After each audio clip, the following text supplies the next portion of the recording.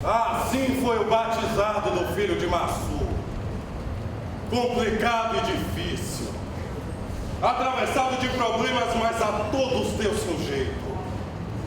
Exu ainda riu por algum tempo, recordando as suas estripulias. Da obra de Jorge Amado, Os Pastores da Noite, a história O Compadre de Ogum se tornou o espetáculo de teatro sob a direção de Edvar Passos, que também assina a adaptação do texto. Essa história ela nasceu do desejo, da vontade de falar sobre Salvador, de falar sobre o amor, o apreço que nós temos por Salvador e também de trazer uma referência para Salvador de uma Bahia que parecia meio perdida, difusa nos tempos de hoje.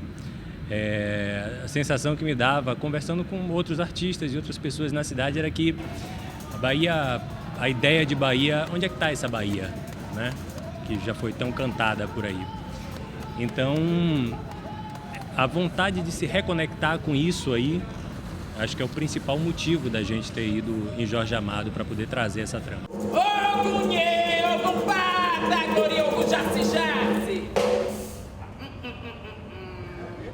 Várias queixas. Mas Ogum viu seu filho apirriado e veio seu socorro. Mas tu não quer desgostar nenhum de seus amigos e não via jeito, não era? Mas tu deve gostar muito mesmo desses seus amigos, pra se preocupar tanto com eles. Mas tu é alguém que se importa. Eu não queria montar um espetáculo que os personagens do Jorge Amado ficassem distanciados, eles ficassem folclorizados dentro de até de um certo lugar que a gente já espera quando se fala numa obra de Jorge Amado.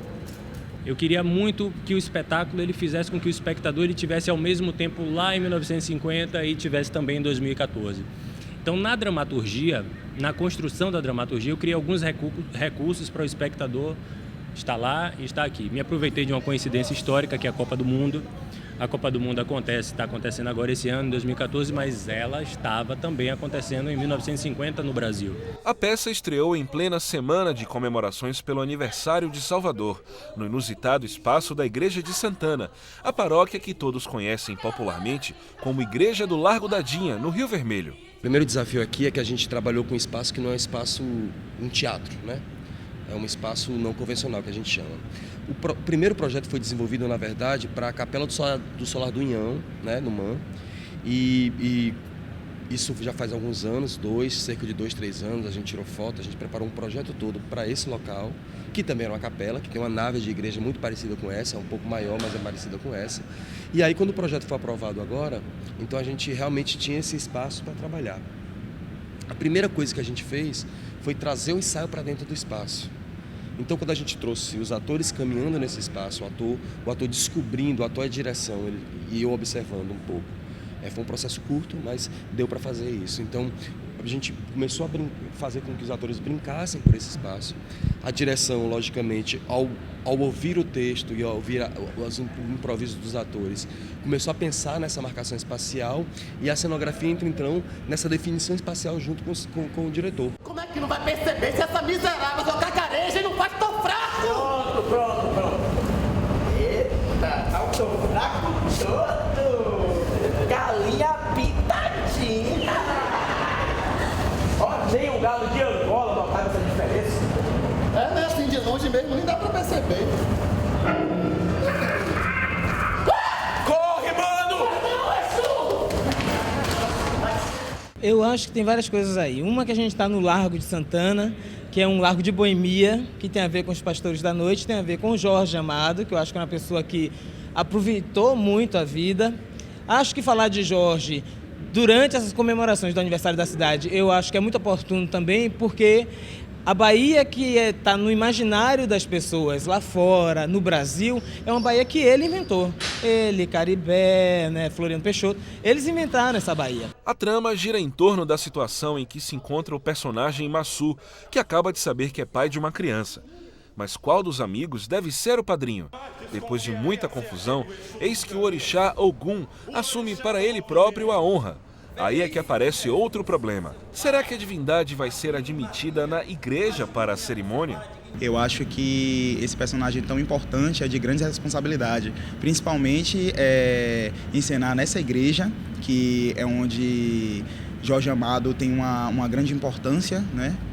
Que ele foi batizado aqui, né? Isso. Tem até a estátua dele aqui, no qual a gente faz um ritualzinho, a gente faz uma volta nela. Então, para mim, é uma emoção muito grande, é um sentimento muito grande de orgulho mesmo, de responsabilidade, que eu pego com unhas e dentes para fazer da melhor forma possível. Para mim foi um presente receber esse personagem e eu acho que está sendo muito legal para mim fazer isso. E olho azul, qualquer criança pode ter, até mesmo o pai sendo preto, não é verdade? Não é verdade?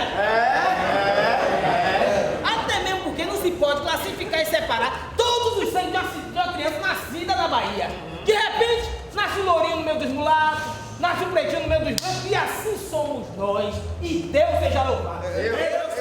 O uso desse espaço não convencional para a realização do espetáculo foi significativo para o projeto. A Igreja de Santana pode não figurar entre as mais majestosas e populares da cidade, mas tem muita história. Ela foi criada em 1580, ainda no período iniciozinho da colonização do Brasil, né? E ela foi erguida em taipa e palha, exatamente em frente à praia, porque essa região aqui, né, essa enseada, que é onde a gente está, no Rio Vermelho, ela foi um dos primeiros lugares distantes do centro de Salvador, da época, que começaram a ser ocupados. Isso aqui era um aldeamento indígena. E aí, em 1967, o forte, que fica exatamente aqui em frente, ele acaba sendo transformado na atual Igreja de Santana, que fica ao lado, curiosamente, da colônia de pescadores, que é a Casa de Iemanjá. Do ponto de vista religioso, esse lugar ele perde importância exatamente quando há essa transferência da sede da igreja, daqui desse prédio, para o prédio que fica em frente. Mas o que a gente percebe hoje, que é uma tendência que está sendo seguida em vários lugares do mundo, é a tentativa de transformação de antigos centros religiosos em espaços de cultura.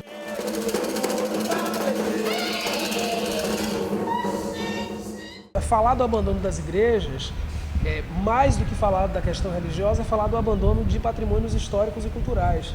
Porque quando se pensa a quantidade de construções pelo Brasil inteiro, na Bahia de maneira particular, que é um dos lugares onde há mais a presença de igrejas católicas, quando a gente pensa nesse abandono, a gente está falando, na verdade, de uma relação que a cidade não está tendo com a sua própria história.